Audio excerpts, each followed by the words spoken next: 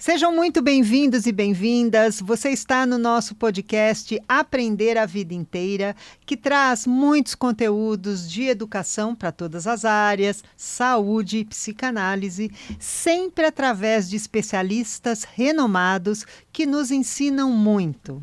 E você pode se inscrever no nosso canal para receber e acompanhar todas as nossas postagens. Afinal, estamos no YouTube e no Spotify.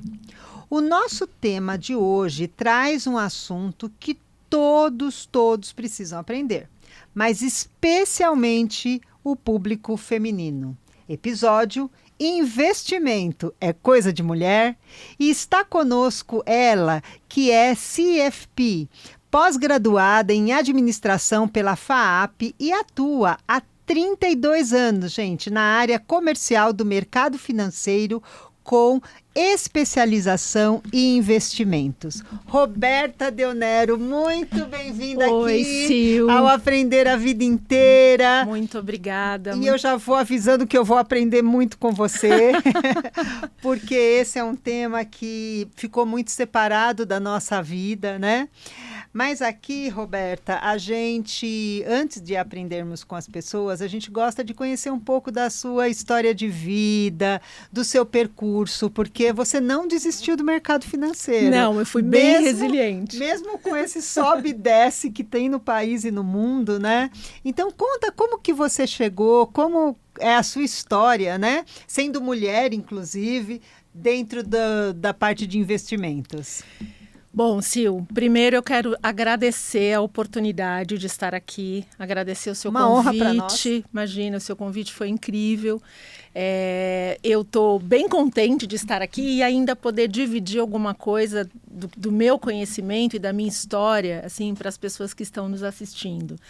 E, na verdade, assim, eu muito jovem comecei, já tinha outros tipos de trabalho, mas eu tive a oportunidade de ingressar num banco comercial múltiplo, um banco grande, inclusive, como trainee.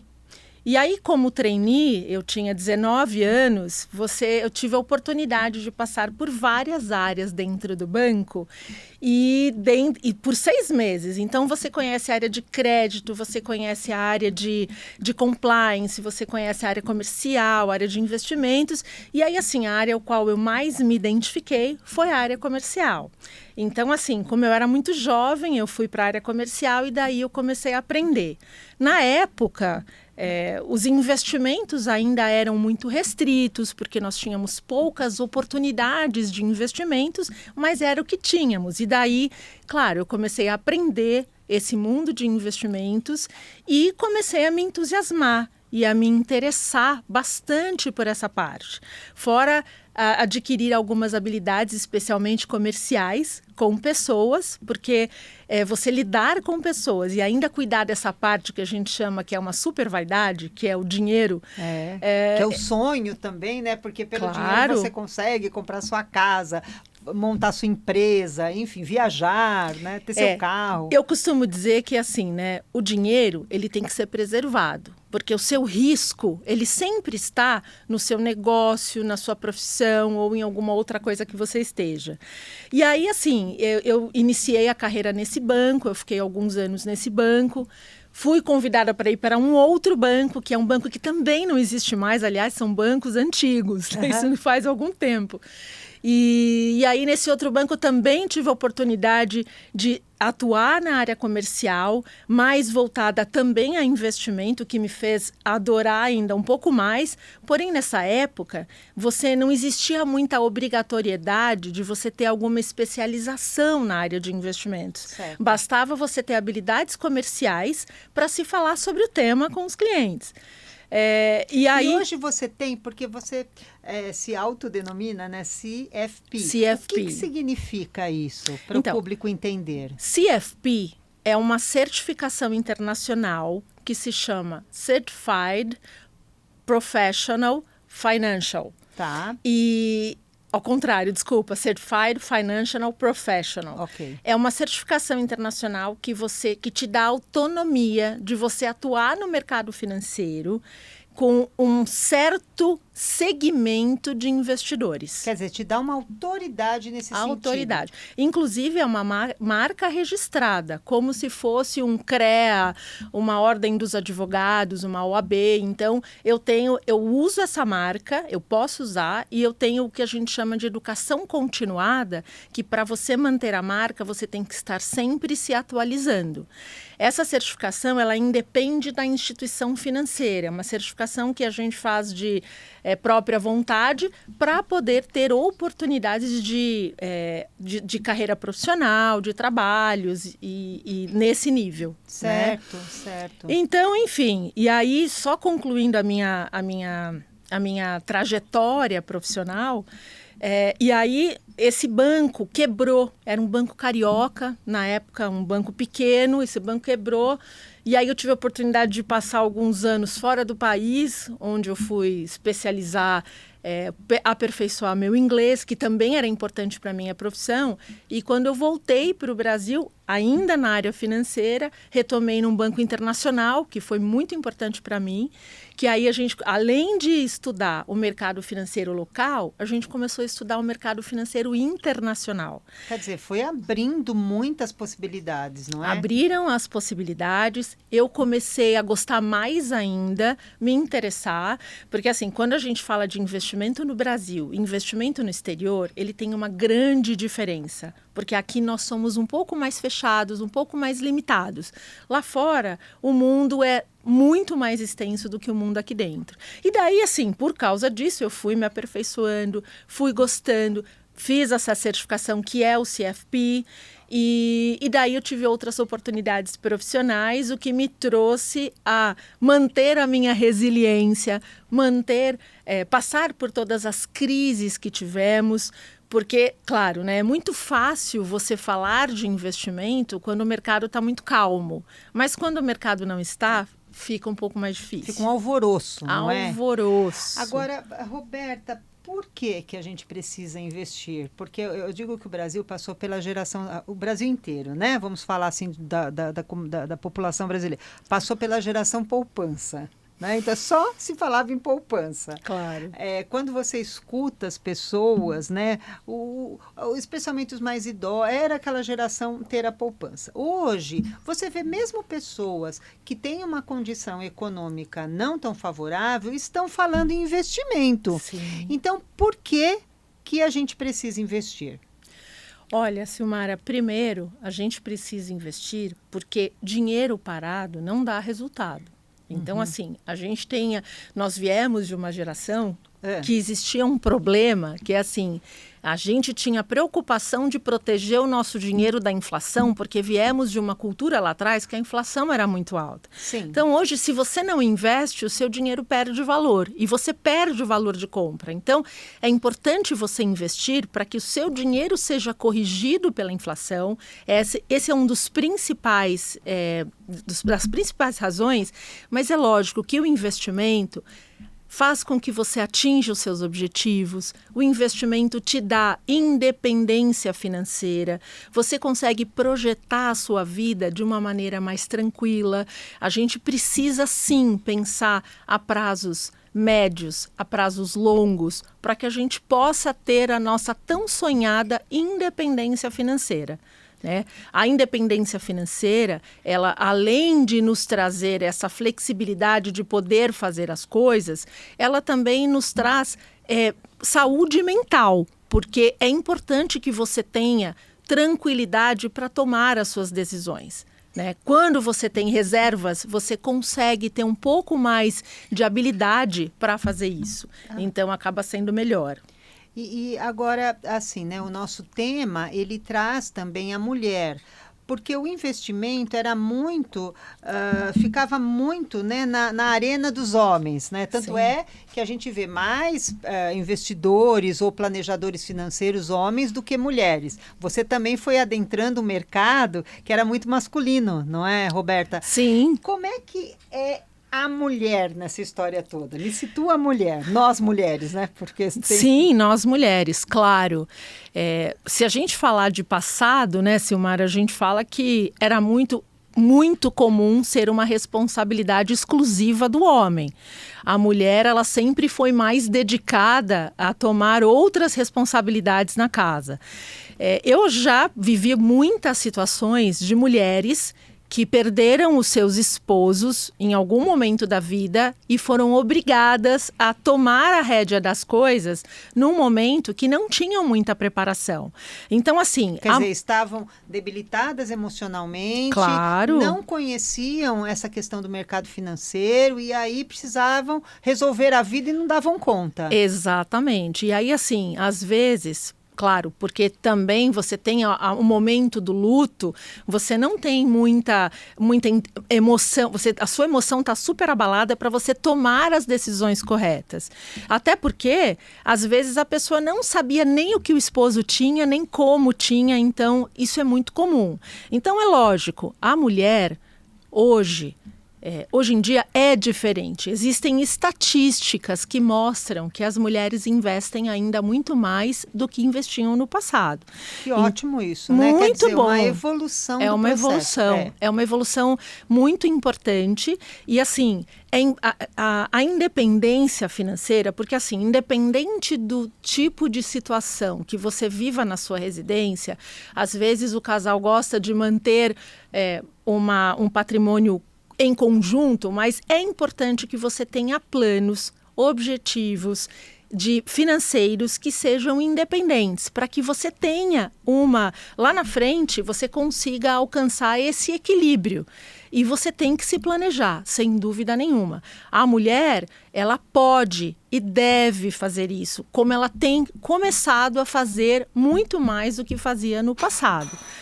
Então, eu incentivo bastante. Eu sempre, quando conheço um cliente, eu faço questão de querer conhecer a mulher, porque eu acredito que seja importante ambos estarem na mesma linha. Então, é uma coisa que eu prezo muito. E isso tem mudado. As mulheres estão mais independentes e tomando as suas decisões. Quer dizer, independente dela estar... Claro que se ela mora sozinha, ela vai fazer isso naturalmente, mas estando numa situação de casal, ela precisa também entender e tomar as rédeas junto com o seu parceiro ou parceira para dar conta das questões financeiras. É isso que você está propondo, né? É isso, Silmara. Ela precisa ter, claro, as decisões são em conjunto, mas é importante que ela tenha seus próprios objetivos também, para que ela faça as suas reservas independente, porque algumas situações podem acontecer de maneira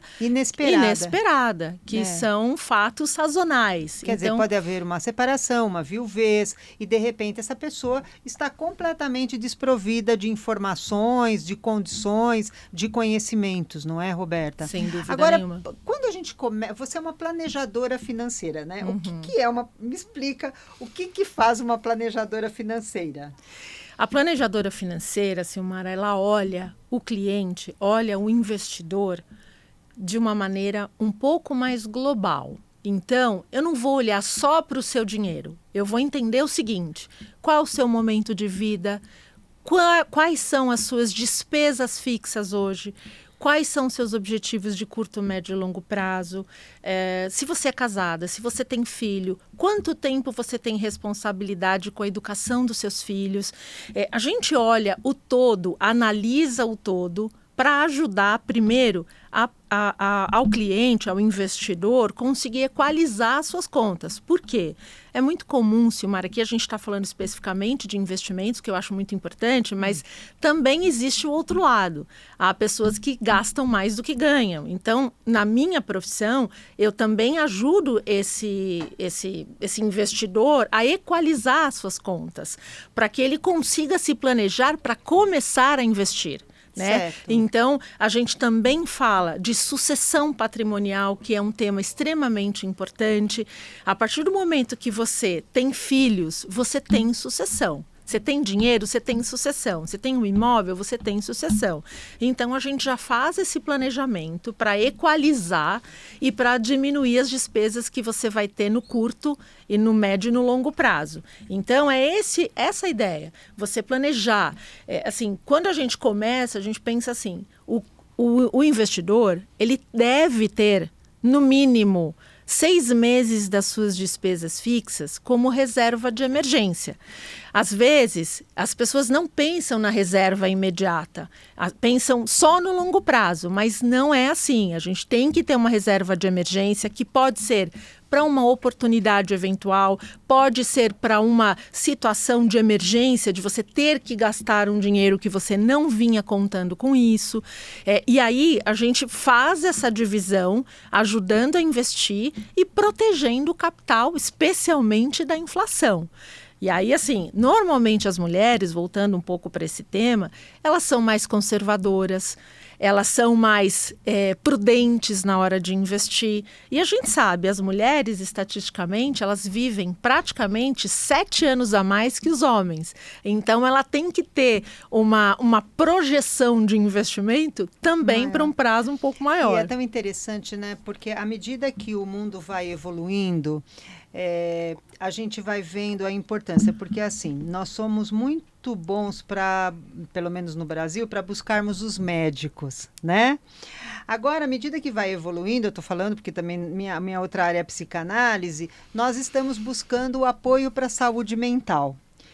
E eu vejo que o ser humano é muito luxuoso, né, Roberta? Muito. Então, tem a parte física, a parte mental e tem a parte cognitiva, que é a minha área principal, a educação, mas você traz também a importância de você buscar um planejador financeiro, Sim. que é algo, né, que a gente quase nunca pensa sobre isso. Será que realmente eu preciso? Precisa.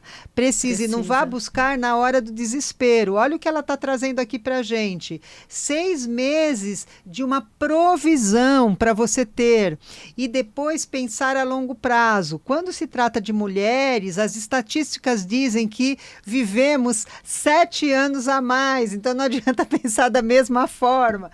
Então, olha quanta coisa a gente vai aprendendo quando a gente pensa. Então, não vamos nos esquecer, né? À medida em que a gente vai crescendo, vai prosperando também, vai evoluindo, vamos nos tornando autônomas como mulheres, nós precisamos não ir só no médico e não só no terapeuta, mas também no planejador financeiro, né? Agora, como que a gente, quando você pensa, você falou uma coisa importante que é a educação, a sucessão, né?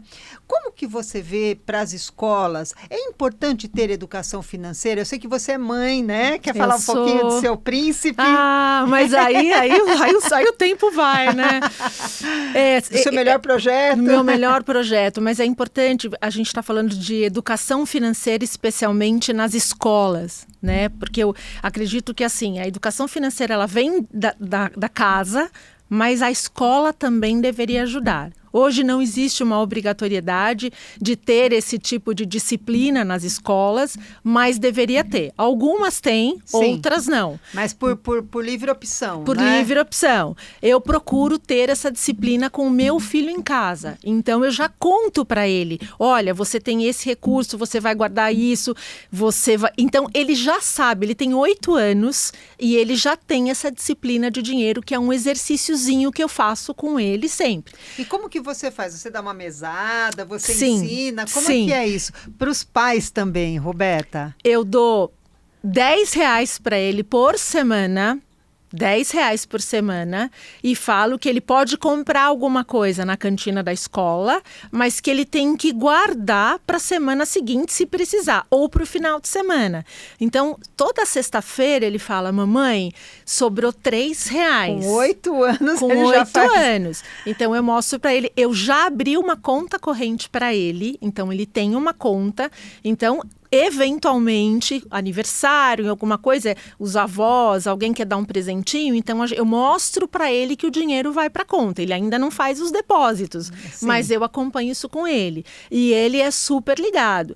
Uma vez, assim, uma passagem muito rápida, mas ele me pediu um brinquedo que era R$300 e era uma coisa muito... bobinha. Eu falei, olha, filho, mamãe não sabe se vai poder comprar, mas em dezembro eu vou ter o meu 13º. E aí eu vou pensar se eu consigo comprar. Aí chegou em dezembro, ele falou para mim, mamãe, você já recebeu o seu 13º? Olha a idade. Já. Pois é, então eu comprei o presentinho para ele e todo ano ele me pergunta quando vai ser. Mas ele tem muita disciplina, ele sabe que tem coisa que não é para comprar. Ele, graças a Deus, não é uma criança que me pede as coisas. Não sei se é porque eu ensino ou porque se ele tá já mais doutrinado a não gastar muito. Eu não sou uma pessoa muito consumista, então automaticamente ele não é. Não né? é. E aí você também traz uma outra coisa que a gente precisa desmistificar, né? A mulher pensando no investimento e essa conversa tem que descer para os filhos também. Sim. Quer dizer, dinheiro é um assunto a ser conversado, porque Sim. antigamente ficava muito, muito distante, né? Então, para a criança aprender a fazer pequenos manejos, não é, Exato. Roberta?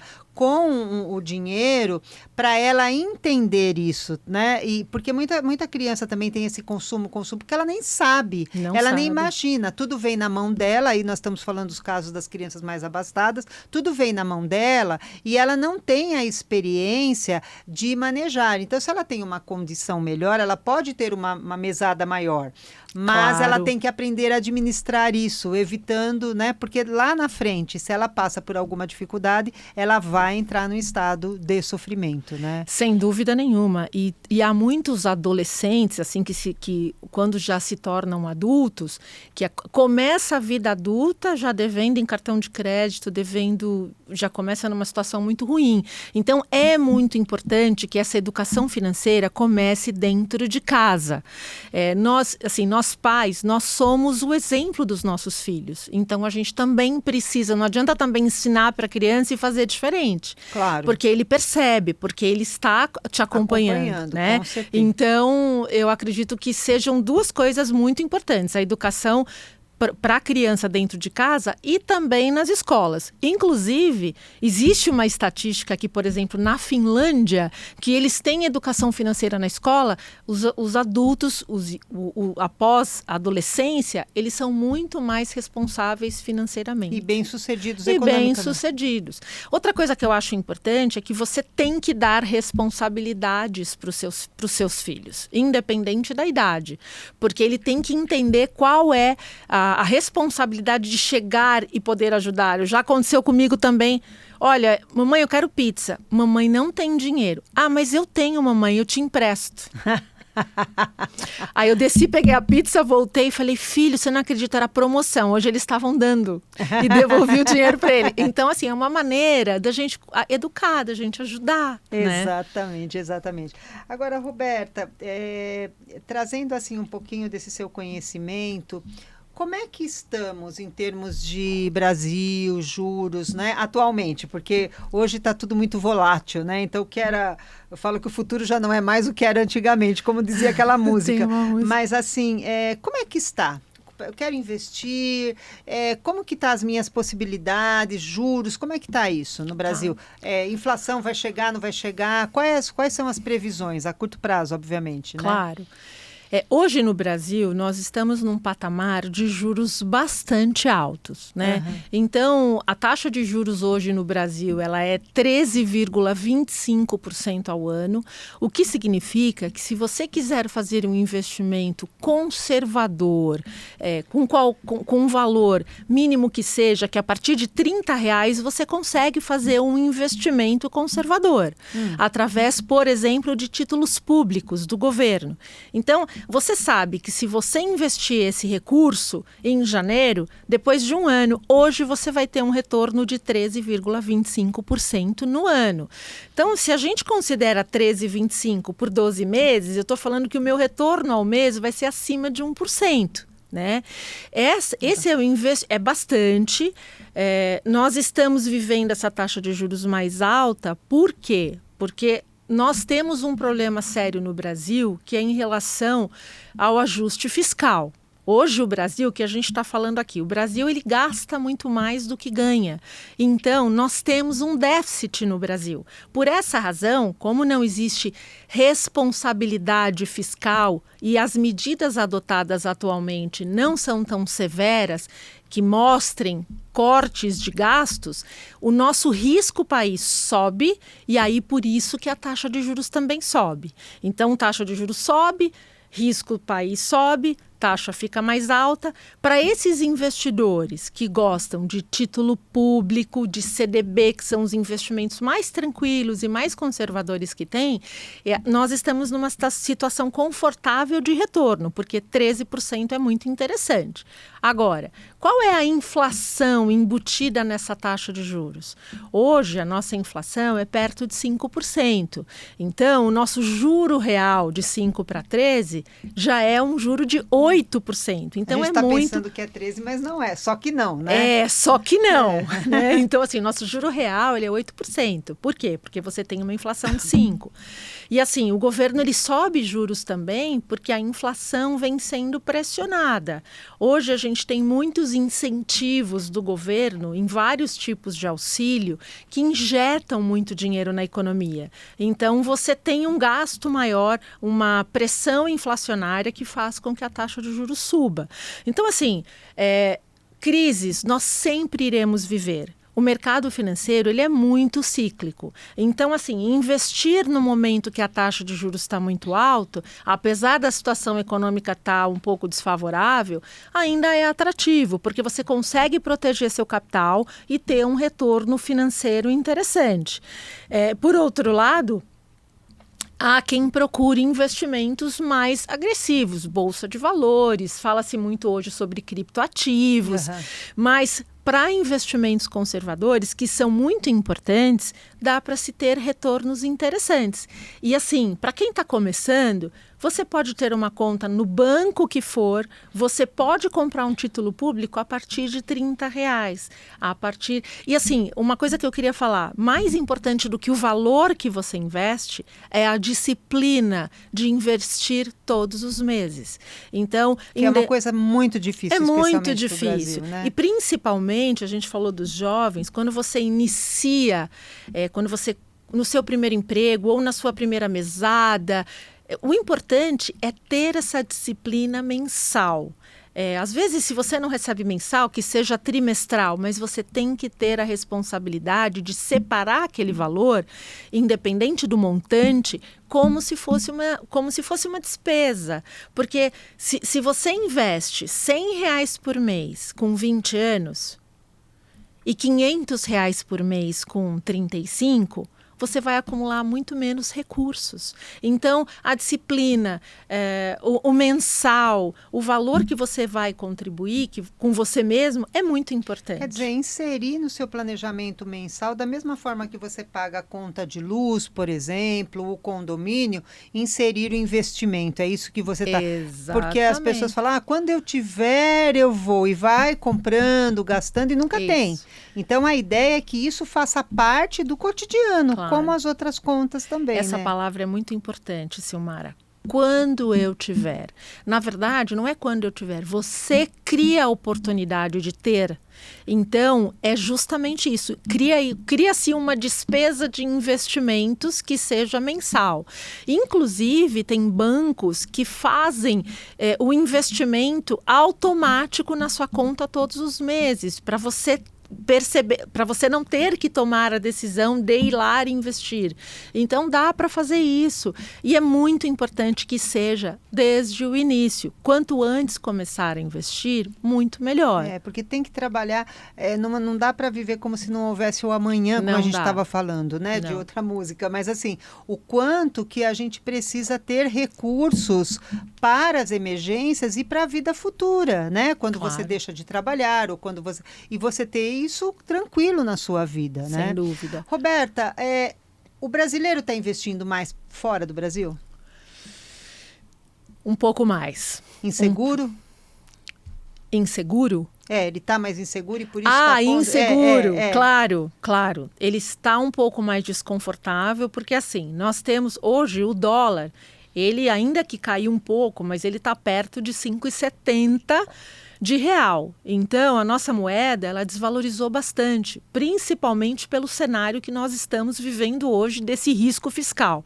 Então, o investidor busca oportunidades lá fora para investir. Não necessariamente, não que você vai investir lá fora e você tenha um retorno duas vezes maior que aqui. Não, isso não vai acontecer, mas a diversificação internacional faz com que você proteja o seu dinheiro numa moeda mais forte, que é o dólar. Até puxando esse gancho que eu acho importante, alguns anos atrás, há 10 anos atrás, para você investir lá fora, você tinha que ter um montante muito expressivo, você dependia de uma série de documentos. Hoje não. Pelo aplicativo de um banco, você consegue abrir a conta e também fazer isso a partir de $100. Então, é muito simples fazer essas remessas e quando você, nesse planejamento financeiro, quando a gente olha reserva de emergência, projeto de curto, médio prazo, de sucessão, a gente também inclui essa parte da diversificação internacional. Tá. Né? Porque sempre vale... Se tem uma crise muito forte num país, você tem um aporte Exatamente. É muito importante. E de lá para cá, como é que está? Então, a gente tem perdido um pouco de investimentos do institucional, do investidor americano aqui dentro. Por quê? Como eu disse, lá fora, como o mundo ele é muito mais extenso, o investidor, quando ele olha emergente, nós somos ainda um país emergente. Então, nós nos comparamos com outros que também são. Então, imagina numa crise que estamos vivendo, o investidor institucional americano, por exemplo, ele olha o Brasil com um risco muito alto. O europeu também? O europeu também. Então, o que ele faz? Ele diminui a exposição nos emergentes, onde nós acabamos perdendo o recurso. Ainda que tenhamos uma taxa de juros alta e atrativa, existe até uma operação no mercado que a gente chama de carry trade, que é você pegar dinheiro emprestado no Japão, por exemplo, que tem uma taxa de juros quase nula, e vir aplicar aqui no Brasil para ter esse retorno. E aí depois devolve o dinheiro que você pegou emprestado e usa o lucro. Isso é uma operação comum. Só que assim, o risco que a gente tem hoje, ele é muito alto. Então eu estou pagando muito mais para eu ter o dinheiro aqui dentro. E aí o investidor sai daqui, vai... Assim, ele foge para a dívida que tem o menor risco do mundo, que é a dívida do Tesouro Americano. Entendi. Então, isso também acontece. Mas ainda assim, a gente entende que, claro, quem traz o dinheiro aqui para dentro acaba saindo nesses momentos, mas em outros também entra, porque o mercado também é muito cíclico, né? Certo, certo. Olha, Roberta, meu Deus do céu. É muita informação, né? Quanto aprendizado, né? Mas eu acho que você traz uma questão séria, que é a gente conseguir fazer com que a mulher, né, olhe para esse aspecto, olhe em relação ao mercado financeiro, olhe para a sua vida pessoal, olhe para os seus investimentos e avance. Eu quero, assim, te agradecer muito. A gente já está encerrando. Eu não sei que mensagem que você gostaria de deixar, né, não só para as mulheres, mas para o público em geral, sobre você ter um planejamento financeiro, sobre investimento. Eu digo, Silmara, que assim, comece, simplesmente comece, independente do valor. Tenha uma disciplina de reservar uma parte do seu dinheiro todos os meses, independente do valor. A disciplina conta muito mais. E se você começa com essa disciplina, você vai ter uma independência financeira, um objetivo conquistado, então as coisas vão fluir melhor. Até para você, como profissional, para nós mulheres, né, que fala-se no mercado, que nós mulheres sempre somos menos remuneradas que os homens, porque nós temos uma qualificação diferente, que na verdade não é isso. Quando você tem a sua reserva financeira, você se sente mais empoderada até para tomar decisões e aceitar oportunidades, para barganhar por oportunidades. Então é isso. Eu acho que a palavra que eu digo é assim, comece, mesmo que seja um valor muito pequeno. E quanto antes você começar, mais sucesso você terá, sem dúvida. Nossa, que super planejadora financeira que nós tivemos aqui. Gente, olha, muito obrigada, Roberta. Imagina, nós aprendemos muito com você. Espero que você volte aqui no Aprender a Vida Inteira, porque com certeza esse é um assunto que a gente vai vai explorar um pouco mais.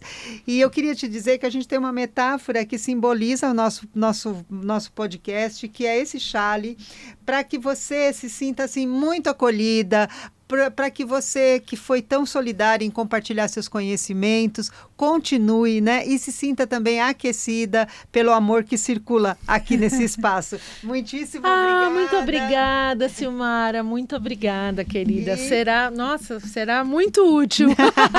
Gente, aprender a vida inteira. Não deixem de se inscrever.